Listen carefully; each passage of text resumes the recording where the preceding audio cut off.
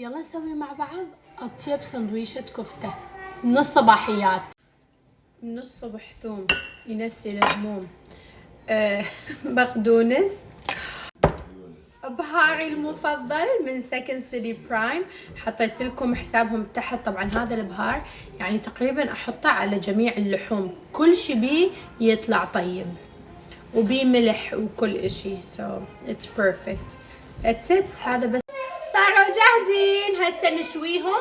والرابط مال البهار حطيت لكم اياه بالبايو حتى تلاقوه. هم احطهم على الايرون سكيلت ونشويهم بدون زيت ابدا، لانه اللحمه بيها 20% فات. خبزه فرنسيه نفتحها بالنص ونحط عليها ثوميه، هاي مسويتها بالبيت طعمها خنفشاري.